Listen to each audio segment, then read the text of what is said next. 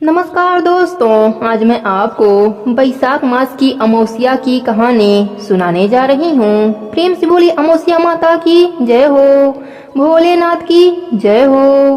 बहुत समय पहले की बात है। एक नगर में एक ब्राह्मण रहता था जिसका नाम धर्मवड़ था। वह बहुत ही धार्मिक प्रवृत्ति का व्यक्ति था। वह ऋषि मुनियों का बहुत आदर करता था, उनसे ज्ञान ग्रहण किया करता था। साथ ही वह व्रत उपवास भी किया करता था।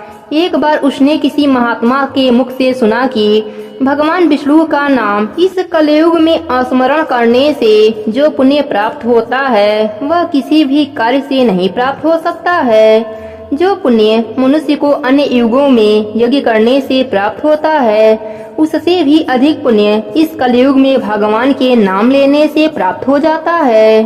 सन्यासियों की यह बात धर्मवड़ के मन में घर कर गई और वह इस संसार से विमुख होकर विरक्त हो गया और उसने सन्यास ले लिया। धर्मवड़ सन्यास लेकर इधर उधर भ्रमण करने लगा।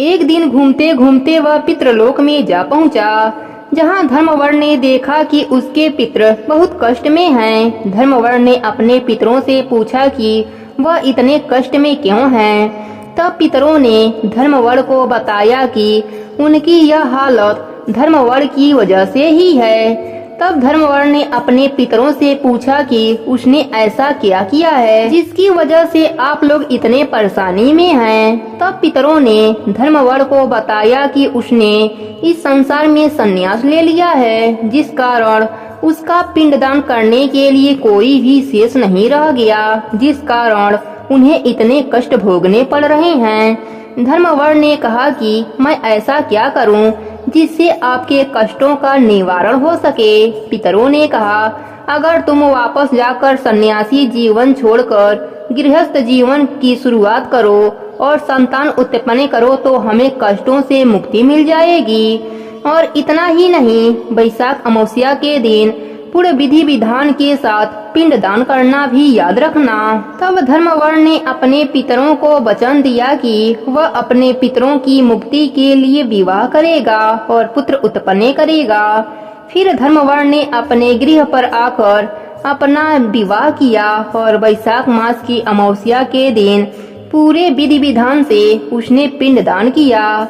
इस तरह धर्मवड़ के पितर कष्टों से मुक्ति पा लिए। प्रेम से बोलिए अमावस माता की जय हो, बैसाख मास की जय हो, विष्णु भगवान की जय हो। एक समय की बात है। एक नगर में एक राजा राज्य करता था। उसकी प्रजा एवं परिवार सब आनंद से रहते थे। राजा की रानी धार्मिक एवं प्रजा प्रेमी थी।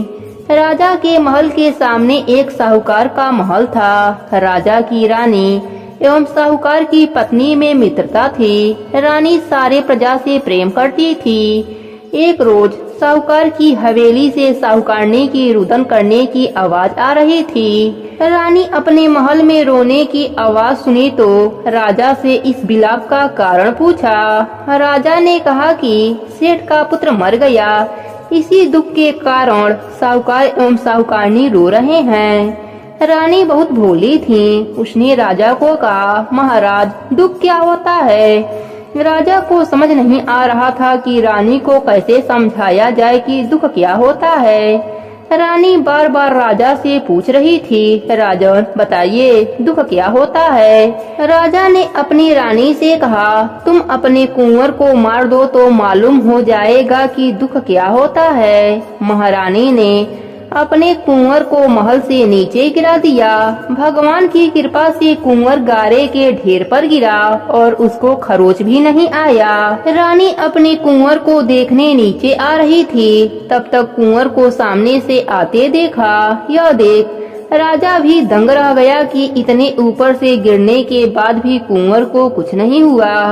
रानी ने राजा से फिर पूछा, महाराज दुख क्या होता है।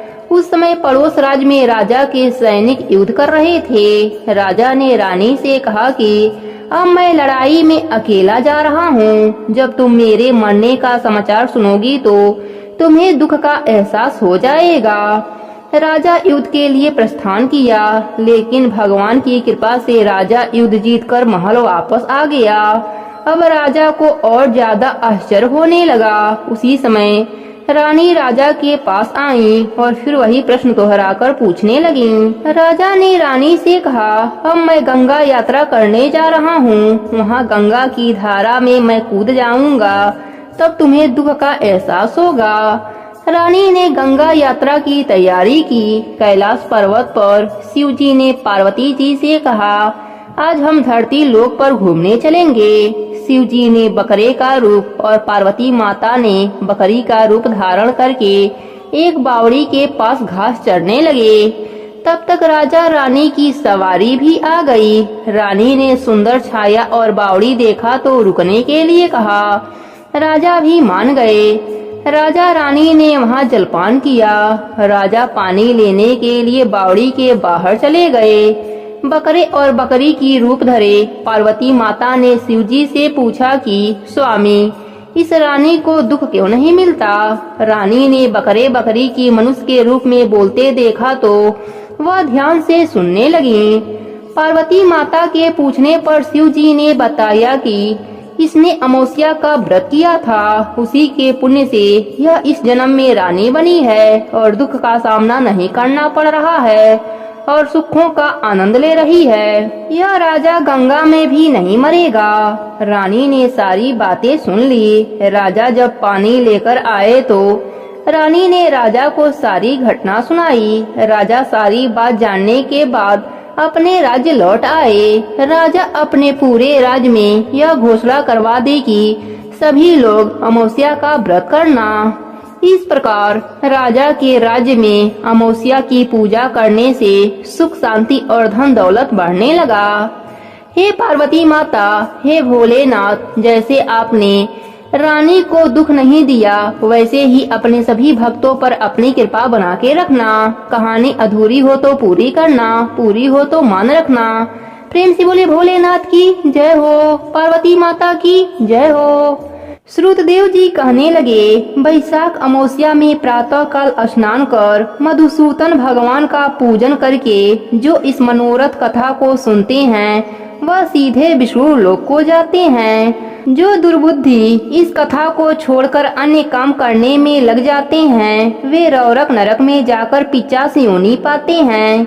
यहाँ पर हम एक प्राचीन इतिहास कहते हैं जो पाप दूर कर पवित्र करने वाला है। प्राचीन काल में गोदावरी के किनारे ब्रह्मेश्वर क्षेत्र में ब्रह्मनिष्ठ बड़े परमहंस दुर्वासा ऋषि के 2 शिष्य रहते थे। वे सदा उपनिषद शास्त्रों में निष्ठावान थे। उन्हें किसी से कुछ उपेक्षा नहीं थी। भीख मांगकर जो कुछ मिलता उसी को खाकर पर्वत की गुफा में रहते थे। यह दोनों तीनों लोक में सत्यनिष्ठ और तपोनिष्ठ नामों से विख्यात हुई। इसमें सत्यनिष्ठ तो सदा कर्मों को करता हुआ भगवान की कथा सुनने और सुनाने में तत्पर रहता था, परंतु पुण्य रूपी कथाओं की व्याख्या के सुनने और सुनाने के समय संपूर्ण कर्मों को भी छोड़ देता था तथा कथा समाप्त होने पर अपने नित्य कर्म करता था। वह बिना कथा श्रवण किए अन्य ग्रहण नहीं करता था। अतएव जो मनुष्य ऐसी कथा सुनते हैं उनको जन्म के बंधन नहीं व्यापते और विष्णु भगवान में सच्ची भक्ति तथा स्नेह उत्पन्न होता है। आरती दूर हो जाती है और साधु महात्माओं में सुहृदयता उत्पन्न होती है। सत्व बुद्धि से वेद में मति उत्पन्न होती है। निरंजन निर्गुण ब्रह्म उनके हृदय में आकर विराजते हैं। परंतु जहाँ साधु महात्मा न हो, तुलसी न हो, विष्णु जी का मंदिर न हो, काला मृग न हो अथवा कथा न होती हो, वहाँ यदि साक्षात गंगा जी का किनारा भी हो तो त्याग देना चाहिए। वहाँ का मरा हुआ प्राणी 100 जन्म तक कुकर योनि पाता है अथवा अंधता मृत नरक में पड़ता है। ऐसा उपनिषद विचार कर वह मुनीश्वर सदा विष्णु की भक्ति और कथा श्रवण करने में तत्पर रहता था। मगर दूसरा जो तपोनिष्ठ था न तो जीवा से भगवान विष्णु का कथा कहता था न कानों से सुनता था। तीर्थ स्नान करने जाता तो वहाँ पर होती हुई कथा भी तप में विघ्न न पड़ जाए, इस डर से छोड़ देता था। श्रोता और वक्ता कोई भी उस कर्मनिष्ठ के निकट होकर गृह कार्य के लिए नहीं निकलता था। उस दुरात्मा ने दुर्बुद्धि से ऐसे ही समय बीता, अपना शरीर छोड़ दिया। तब वह समी के ब्रिज पर छिन्नकड़ नाम का महा बलवान पिचास हुआ। आश्रयहीन क्षुधा से व्याकुल हो उसका कंठ, ओष्ठ और तालु सूख गए। ऐसे ही अत्यंत दुखी हो अपने किए हुए कर्मों के ऊपर विचार करता हुआ वह उन्मुक्त की तरह इधर उधर घूमता हुआ भटकता रहा। इस प्रकार 10 सहस्त्र वर्ष बीत गए। उसे अपना कोई रक्षक दिखाई नहीं देता था। उस आकृत आत्मा की देह पर पवन अग्नि के समान लगता था। जल काला अग्नि के तुल्य और पुष्प आदि बीज के सदिश मालूम होते थे। इस प्रकार वह उस सुनसान वन में साधु संग तथा कथा से रहित स्थान में भटकता रहा। कदाचित दयोग से सत्यनिष्ठ पैथिनसी पुरी से आया। मार्ग में उसने क्षुधा से अत्यंत पीड़ित और अत्यंत दुखी छिन्नकड़ नामक पिशाच को देखा। उसे देख मुनीश्वर कहने लगे, डर मत, तू कौन है? तेरी यह दशा कैसे हुई? अब से आगे तुझे दुख नहीं होगा। सत्यनिष्ठ के ऐसे आश्वासन देने पर छिन्नकड़ अत्यंत व्याकुल हो कहने लगा, हे प्रभु, मैं दुर्वासा का शिष्य तपोनिष्ठ नाम का यति हूँ। मैं ब्रह्मेश्वर क्षेत्र का निवासी हूँ। कर्मों के लोप हो जाने के भय से अपनी दुर्बुद्धि के कारण महात्माओं द्वारा कही हुई विष्णु कथा का आदर नहीं किया। उसी कर्म के घोर परिणाम से मेरी मृत्यु हुई और छिन्नकड़ नामक पिशाच बन दुख से अत्यंत व्याकुल हुआ हूँ। आज मेरा भाग्य फिर गया। मेरे ऊपर सब देवता, गुरु तथा साधु संतुष्ट हैं। हरि भगवान मेरे ऊपर प्रसन्न हैं, जो आपके दर्शन हुए। इस प्रकार छिन्नकड़ त्राई त्राई करता हुआ चरणों पर गिर पड़ा। तब महायशस्वी सत्यनिष्ठ ने उसे दोनों हाथों से उठाकर अपने सुकृत का पुण्य और वैशाख महात्म्य को क्षण भर सुनने का फल दिया, जिससे उसके पाप तत्काल दूर हो गए और पिशाच की योनि छोड़ दिव्य देह धारण कर महामुनि की परिक्रमा व प्रणाम कर दिव्य विमान में बैठ विष्णु लोक को गया और सत्यनिष्ठ पैठनसी पुरी को गया तथा बारंबार महात्म्य श्रवण की चिंता करने लगा। श्रुतदेव जी बोले, जहाँ सुख फल देने वाली, सब लोगों के पाप दूर करने वाली विष्णु भगवान की कथा होती है, वहाँ सब तीर्थ और अनेक क्षेत्र आ जाते हैं तथा वहाँ के निवासियों को मुक्ति प्राप्त होती है, इसमें संदेह नहीं है। श्रुतदेव जी बोले, हे राजन, मधुसूदन भगवान के प्यारे पाप नाशक वैशाख महात्म्य का फल और भी सुनो। प्राचीन काल में पंचाल देश में पुण्यशील और बुद्धिमान भूरियस का पुत्र पुरुयसा था। पिता के मरने पर वह राजा हुआ। यह बहुत शूरवीर, उदार, धनु विद्या में बड़ा प्रतापी था। धर्म पूर्वक पृथ्वी पर शासन करता था, परंतु पूर्व जन्म में इसने जल दान नहीं किया। इस पाप के मारे कुछ काल में उसकी सब संपत्ति नष्ट हो गई। उसे बलहीन जान उसके बैरी अनेक राजा आए और उसे युद्ध में जीत लिया। राजा परास्त होकर सिसिनी रानी और दात्राणी गढ़ साथ ले, जहाँ का मार्ग कोई नहीं जानता था, ऐसी पहाड़ की कंदरा में घुस गया। वहाँ 53 वर्ष व्यतीत किए। एक दिन अपने सदगुरु को सोचता हुआ अपने गुरु का स्मरण करने लगा। तब याज और उपयाज नाम के मुनीश्वर सर्वज्ञात राजा के पास आ पहुँचे। राजा उन्हें देख सहसा उठ खड़ा हुआ और भक्ति पूर्वक शीश झुकाकर उनके चरणों में गिर पड़ा। दोनों मुनियों ने राजा को उठाया और आंसू पोंछे। तब वन के पुष्प आदि से राजा ने मुनियों से प्रश्न किया, हे मुनीश्वरों, मेरे दुख का कारण विस्तार पूर्वक मुझसे कहिए। मेरे सत्कर्म करते हुए भी मेरी सारी संपत्ति नष्ट हो गई और मुझे महान कष्ट क्यों भोगना पड़ रहा है? राजा के अत्यंत दुख भरे वचन सुन थोड़ी देर ध्यान कर वे दोनों मुनि याज और उपयाज बोले, हे राजन, सुन, तू पहले 10 जन्मों से अत्यंत घोर पापी व्याध रहा है। संपूर्ण जीव मात्र ही हिंसा में तत्पर रहा था। तूने कभी भी विष्णु भगवान का न तो नाम लिया, न ध्यान किया और न उनको नमस्कार किया। हे राजन, ऐसे करते करते तेरे 9 जन्म बीत गए। फिर 10वें जन्म में तू सहस्त्र आदि पर व्याध का जन्म धारण कर मार्ग के पथिकों को कष्ट देकर तथा गौड़ देश की प्रजा का मांस भक्षण करके समय बिताया करता था। मृग और पक्षियों के छोटे छोटे बच्चों का वध करने के कारण तेरे इस जन्म में संतान नहीं हुई। तूने विश्वघात किए, इसी से तुझे सहोदर भाई नहीं मिले। मार्ग में यात्रियों को घोर कष्ट देने से तेरे मित्र नहीं हैं। साधुओं का तिरस्कार करने से तुझे शत्रुओं ने पराजित किया, कभी दान नहीं दिया। इस दोष से तेरे घर में दरिद्रता आई है। सदा उद्योग करने से तुझे देश निकाला हुआ, सबका अहित करने से तुझे अत्यंत दुख भोगना पड़ा। सदा क्रूर कर्म करने से भोजन भी नहीं मिलता। इन सभी कर्मों के द्वारा इस जन्म में तेरा राज्य छिन गया। अब हम तेरे सतपुर में जन्म लेने का कारण बताते हैं। जब 10वें जन्म में तू गौड़ देश में था, तब पथिकों को बड़ा कष्ट दिया करता था। एक दिन कटकमय वन में 2 शिष्य और कड़क नामक मुनि वहां आए, जिनमें से एक वैश्य को तूने मार डाला और उसका सब धन छीन लिया, और दूसरा अपनी जान बचा अपने धन को कहीं लता पत्तों में फेंक गया। और कर्कश मुनि भी अपने मृत्यु के डर से धूप में भागे तो तृष्णा और धूप से व्याकुल मूर्छित होकर गिर पड़े। तब तूने वैश्य धन कहाँ पटक गया है, यह जानने के लिए कर्षण मुनि के कानों में फूंक मारी तथा कृमि और कीचड़ मिले हुए गड्ढे के जल से उनके नेत्र धोए और पंखे से हवा करने लगा। तब मुनि ने स्वस्थ चित हो जाने पर और तेरे पूछने पर वैश्य का धन पेड़ों में फेंक कर भाग जाने की बात कही। तब तू मुनि को सुख पूर्वक चले जाने को कहकर गहन वन में चला गया। यद्यपि तूने अपने कार्य सिद्ध के लिए मुनि की रक्षा की थी, तब भी उस पुण्य के प्रभाव से तेरा जन्म महापुण्यवान विशाल राजवंश में हुआ। अब यदि तेरी इच्छा सुख, राज्य, सायुज्य, मुक्ति आदि प्राप्त करने की है तो तू इस माधव नाम के वैशाख मास में और अक्षय तृतीया के दिन ब्याई गौ ब्राह्मण को दान दे। समी, छतरी, प्रतिमा दान कर, प्याऊ लगवा, स्नान कर माधव भगवान का पूजन कर।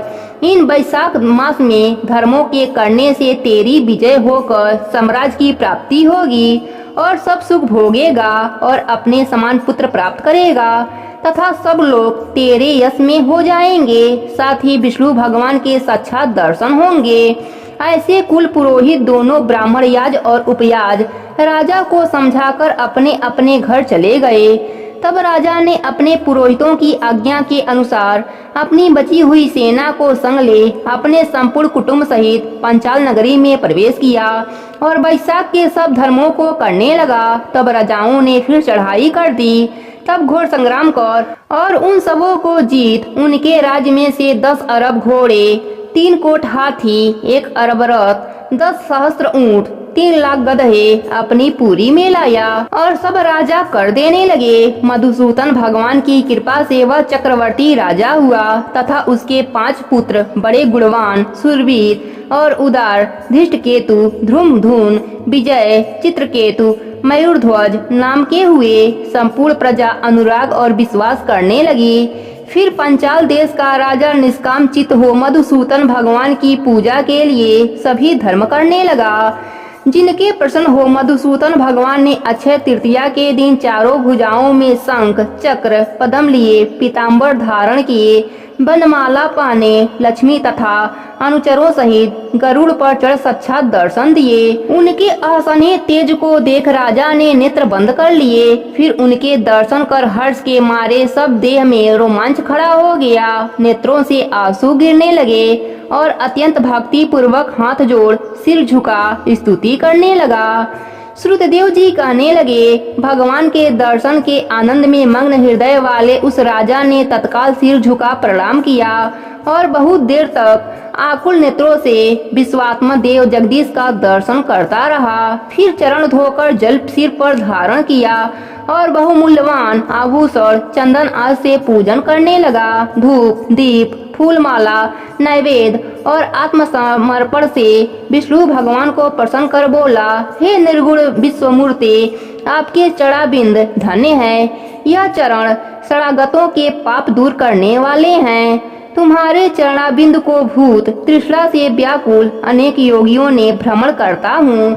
न मैंने दान किया, न साधु सेवा की, न तुम्हारी कथा सुनी। उस अपराध से शत्रुओं ने मुझे पराजित कर दिया, मेरा वैभव नष्ट हो गया। तब मैं वन में गया। मेरे अपने गुरुओं के स्मरण करते ही गुरु ने आकर मेरी दीन दशा पर दया कर दुख से छुड़ाने का उपाय बताया।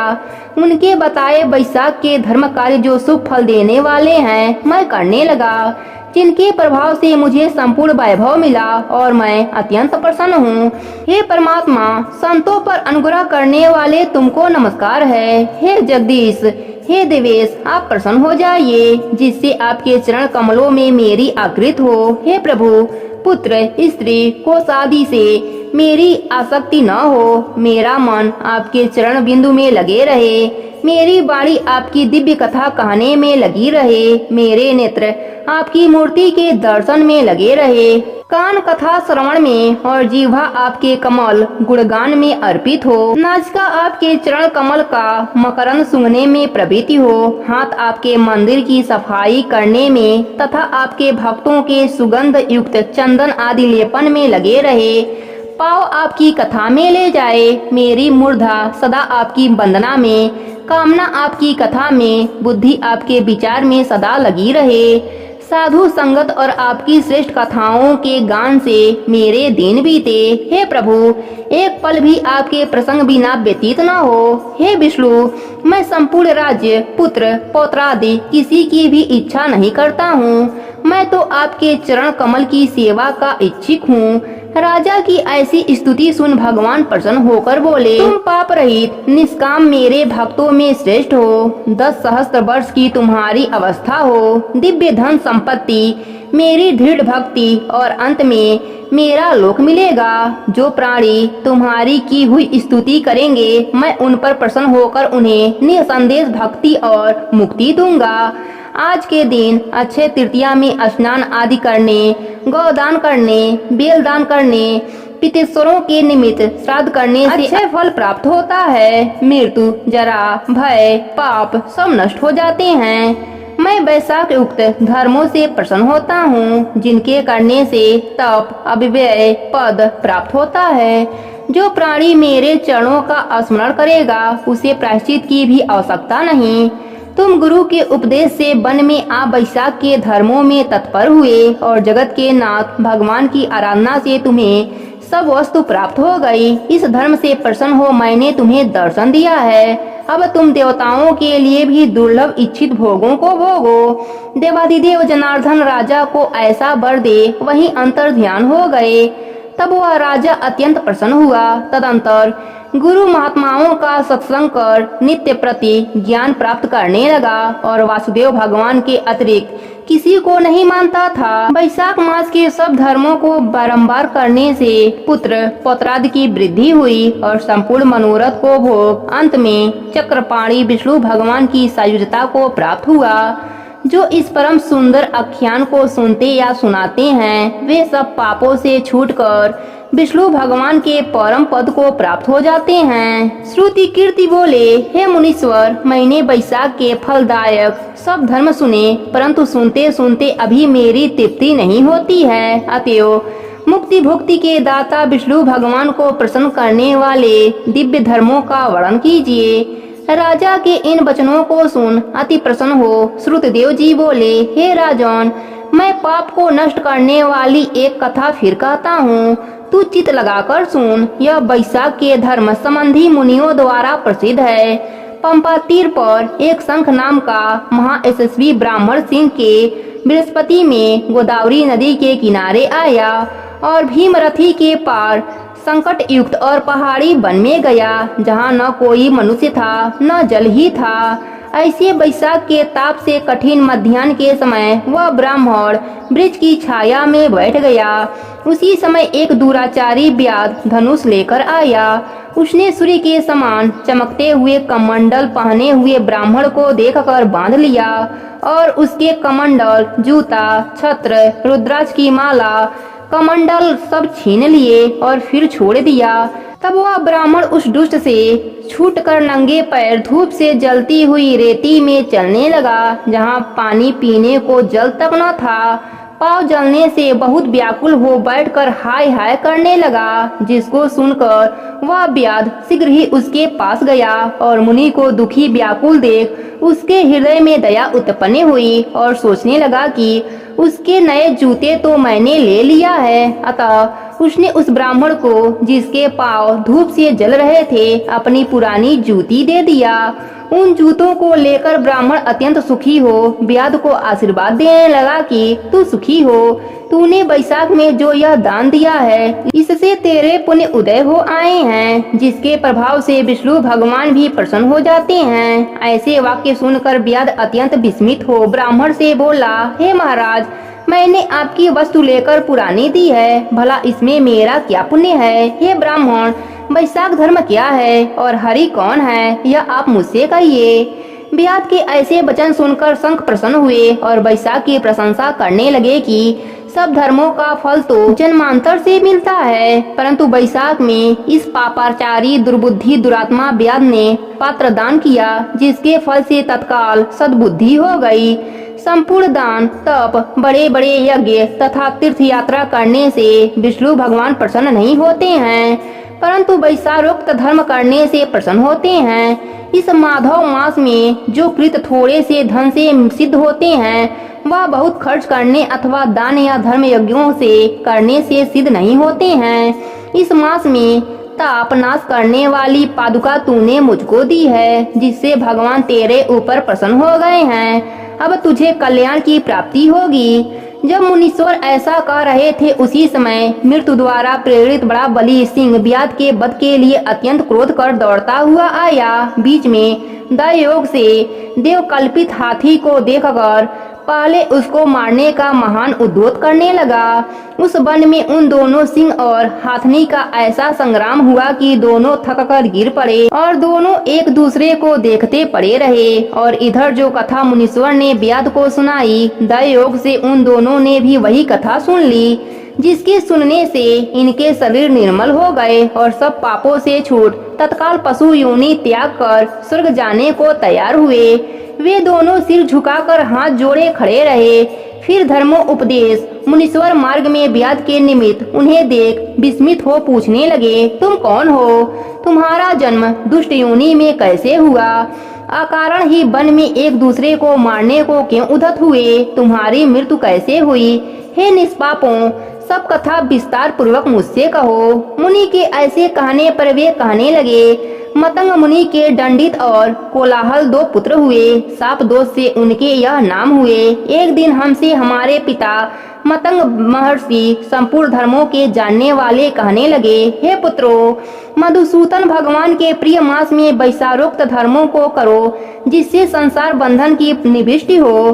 परंतु दुर्बुद्धि से हमारी समझ में कुछ भी नहीं आया और पिता के वाक्य सुनकर मुझ दंतित को अत्यंत क्रोध आया और कोलाहल मंदोत हो गया। तब धर्म की लालसा करने वाले पिता ने क्रोधित हो श्राप दिया, हे दंडित, अपने क्रोध के कारण तू सिंह होगा और मंदोतन कोलाहल हाथी होगा। तब हम बहुत दुखी होकर श्राप निवृत्त के लिए प्रार्थना करने लगे।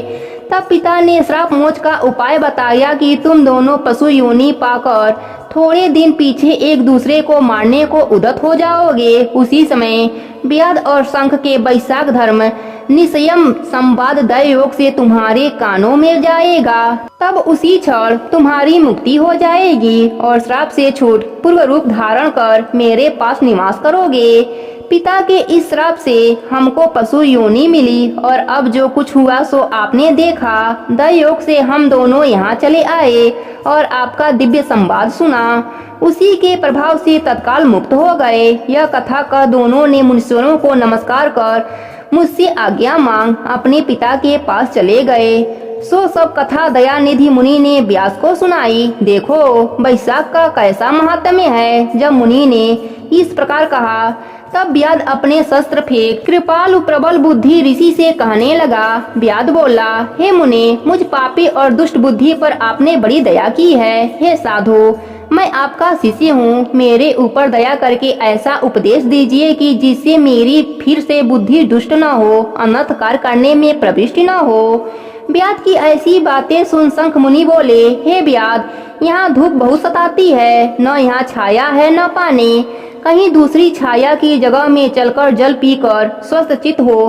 तेरे सामने विष्णु भगवान के माधव मास का माहात्म्य जो पाप नाशक है वर्णन करूंगा। मुनि की यह बात सुन ब्याद वहां से थोड़ी दूर पर एक निर्मल सरोवर पर ले गया, जहाँ पर जल के जीव बकुला, राजहंस आदि तथा मगरमच्छ आदि सरोवर में शोभा दे रहे थे तथा कुमुदनी, कोकनद आदि अनेक प्रकार के कमल शोभा दे रहे थे। भौरे गूंज रहे थे, पक्षी कलरव कर रहे थे। किनारे पर बांस के वृक्ष तथा बड़, कदम, इमली तथा सुगंधित वृक्ष आदि चारों ओर शोभा पा रही थीं। वन के हाथी, हिरण, सूकर, सिंह, सूर, गाय, खच्चर आदि विचरण कर रहे थे। बंदर, लंगूर आदि छलांग मार रहे थे। प्रचंड पवन के वेग से वृक्ष झूल रहे थे। मुनि ने उस रमणीय सरोवर में जाकर स्नान किया और वस्त्र धारण कर नित्य कर्म पूजा आदि से निश्चित हो फल खाए। फिर शंख मुनि सुख पूर्वक बैठ ब्यास से पूछने लगे कि तुम कौन से धर्म को सुनने की इच्छा करते हो? धर्म बहुत हैं और उनके करने की विधि भी अलग अलग है। इसमें से वैशाख धर्म थोड़ा है मगर अत्यंत फलदायक है। तेरे मन में जो पूछने की इच्छा हो वह पूछ। तब हाथ जोड़कर ब्याद बोला, हे महाराज, मुझे कौन सा कर्म करने से तमोगुणी तथा ब्याद योनि मिली और किस कर्म से मेरी ऐसी बुद्धि हो गई जो महात्मा की संगति हुई? हे प्रभु, यदि आपकी मेरे ऊपर कृपा है तो यह सब वृतांत मुझसे कहिए। यह सुन शंख मुनि कहने लगे, हे ब्याद, तू साकर नगर में पहले वेद पाठी ब्राह्मण था। तेरा नाम स्तंभ था और श्रीवत्स गोत्र में तेरा जन्म हुआ था। एक वैश्या से तेरा प्रेम था। उसी की संगत के दोष से तू नित्य कर्मों का परित्याग कर शूद्र के समान घर आता था। इस प्रकार तुम आचारहीन दुष्ट ने धर्म क्रिया त्याग दी, किंतु तेरी स्त्री ब्राह्मणी बड़ी ही रूपवती थी। वह वैश्या सहित तुम नीच की सेवा करती रहती। तुम दोनों की आज्ञा में लगी रहती। जब इसी तरह सेवा करते करते बहुत समय बीत गए, तब एक दिन तूने भैंस का दूध और मूली खाई तथा शूद्रों के भक्षण करने की वस्तु निष्काम और तिल खाए। इस अपत्य भोजन से तुझे दस्त और वमन होने लगी और दारुण भयंकर रोग हो गया, जिससे घोर वेदना होने लगी। जब तक घर में धन रहा तब तक वैश्या भी वहीं रही। फिर सब धन को लेकर घर छोड़कर चली गई तो तुझे घोर तृष्णा उत्पन्न हुई और रोग से अत्यंत दुखी हो दिन बाड़ी से व्याकुल चित्त रोता हुआ ब्राह्मणी से कहने लगा, तू मेरी रक्षा कर। हे सुंदरी, मुझ पापी ने तेरा कुछ भी उपकार नहीं किया है। जो गृहस्थ प्राणी अपनी भार्या का मान नहीं करते वह 15 जन्मांतर नपुंसक होते हैं। हे महाभागे, दिन रात साधु महात्माओं से निंदी तेरी अवज्ञा करने से मैं पाप योनि में पड़ूंगा। मैं तेरे विनत भाव पर भी क्रोध के मारे जलता हूँ। जब उसके स्वामी ने ऐसा कहा तब वह हाथ जोड़कर बोली, हे कांत, तुम मेरे प्रति दीनता या लज्जा मत करो। मैंने आपके ऊपर कभी क्रोध नहीं किया है। मैंने पूर्व जन्म के पाप किए हैं, उनके भोगने में कुछ भी दुख नहीं है। ऐसे दुखों को सहन करे वही स्त्री साध्वी, स्त्री और उत्तम पुरुष है। अपने पिता और भाइयों से धन लाकर वह क्षीरसाई विष्णु भगवान की पूजा और तेरी सेवा सुश्रुत में लगी रही। दिन रात मल मूत्र धोकर शुद्ध करके और तेरे जो कीड़े पड़ गए थे उन्हें धीरे धीरे निकालती।